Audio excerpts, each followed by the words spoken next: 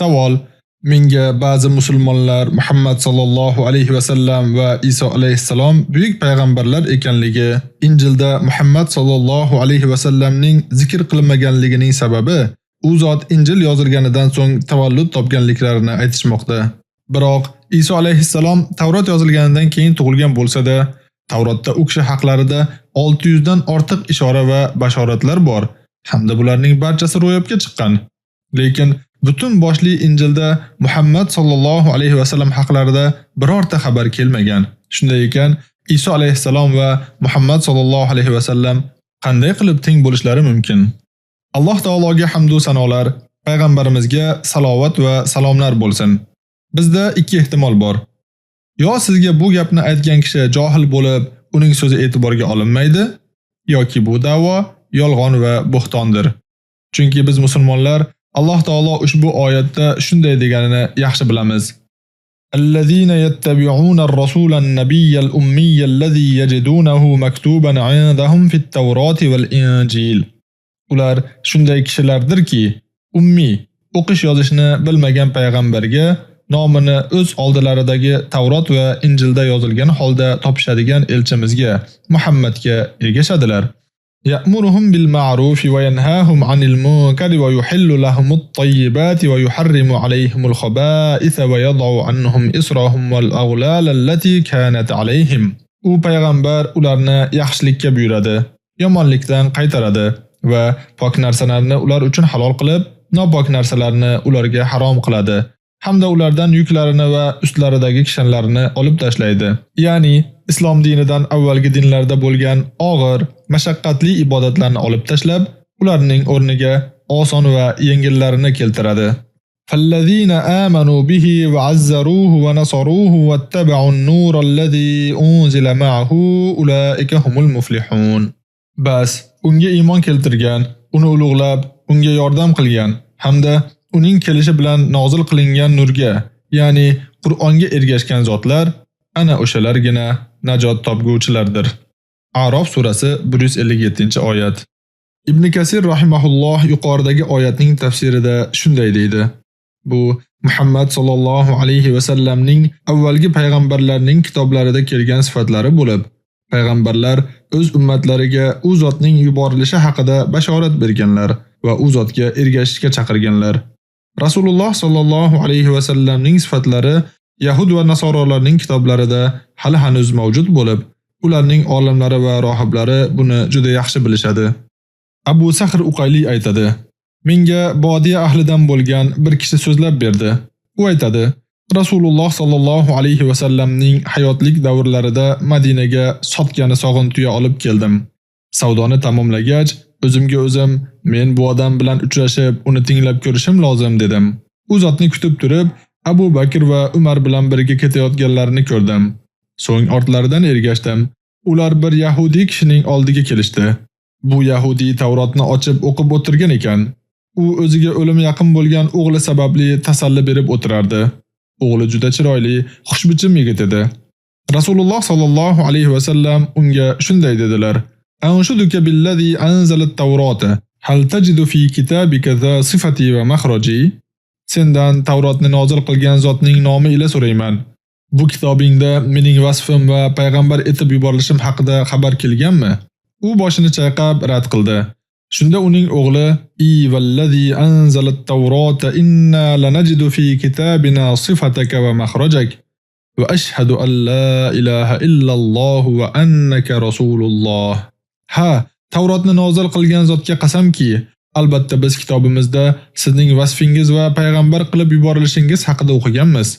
Allohdan o'zga hech qanday haq iloh yo'q va siz Allohning rasulisiz deb guvohlik beraman dedi. Shunda Rasululloh sallallohu alayhi va sallam: "Aqimul yahuda an akhikum." Yahudini birodaringizdan chetlashtiring dedilar. Musnad Ahmad 23491-hadis. Bu hadisning rivoyat bog'ichi juda kuchli. Ahmad Shokir Umdatut Tafsir 2-mujallad 63-betida keltirganlar. Sanadi sahih. Ato ibn Yasordan rivoyat qilinadi. Abdulloh ibn Amr ibn Os radhiyallohu anhuma bilan ko'rishib qoldim. Menga Rasululloh sallallohu alayhi va sallamning Tavrotdagi vasflardan xabar bering dedim. U: "Ha, Allohga qasamki, u zot Qur'ondagi ba'zi sifatlari bilan Tavrotda ham tilga olinganlar. Ya ayyuhan nabiyyu inna arsalnaka shahidan va mubashiran va nadhiran va hirzan lil ummiyin. Ey nabiy, albatta biz seni guvoh, xushxabar beruvchi, ogohlantiruvchi va ummiylar uchun himoya qo'rg'oni qilib yubordik. Anta abdi va rasuli, sammaytukal mutawakkila. Sen bandamsan va rasulimsan.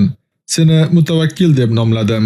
Laysa bifaddin va la ghalidin va la sakhabin fil aswaqi va la yadfa'u bis-sayyi'ati as-sayyi'ata walakin ya'fu va yaghfir. U badxulq ham, qo'pol ham, bozorlarda shovqin soluvchi ham emas. U yomonlikni yomonlik bilan qaytarmas, balki afv qilur va kechirur. Walan yaqbidahu Allohu hatta yuqima bihi al-millata al-awja'a bi an yaqulu la ilaha illa Allah va yaftahu biha a'yunan umya va adhanan summa va quluban gulfa.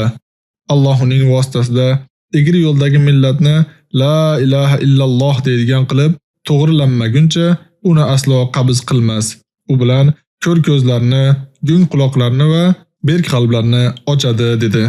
Sahih Buxoriy 2125-hadis. Alloh taolo har bir payg'ambarni yuborishdan avval Muhammad sallallohu alayhi va sallam o'sha payg'ambarning zamonasida kelsalar, u zotga ergashish haqida ahd va paymon olgan.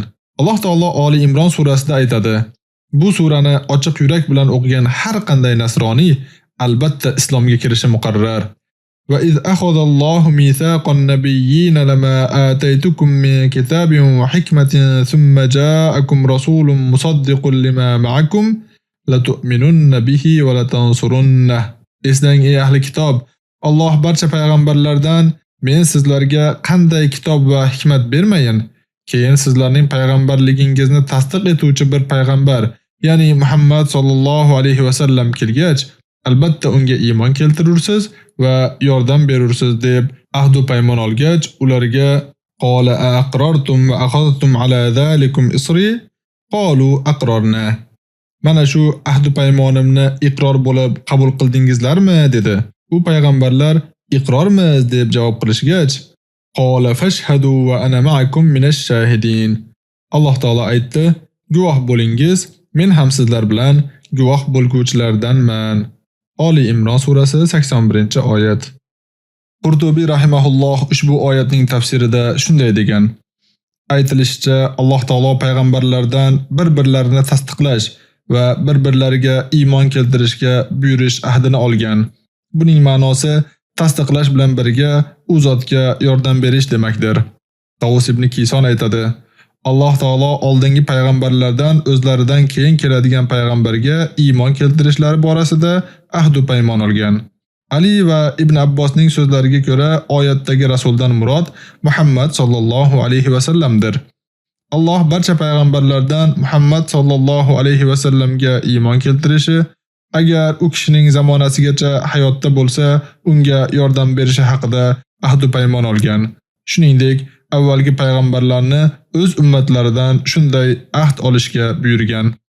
Agar siz Injilda u o'zgartirilganidan keyin ham Nabiy sallallohu alayhi va sallamning payg'ambar bo'lib yuborilishiga oid ba'zi oyatlarni bilmoqchi bo'lsangiz, sizdan Shayx Ahmad Didatning Muhammad sallallohu alayhi va sallam muqaddas kitoblarida yoki Injil Muhammad sallallohu alayhi va sallam haqida nima deydi nomli kitoblariga murojaat qilishingizni so'raymiz. Allohdan sizga hidoyat tilaymiz. Ma'lumot uchun fatvoda zikr qilingan Shayx Ahmad Didat qalamlariga mansub kitobning o'zbek tiliga tarjimasini sahifamizning kitoblar bo'limidan yuklab olishingiz mumkin.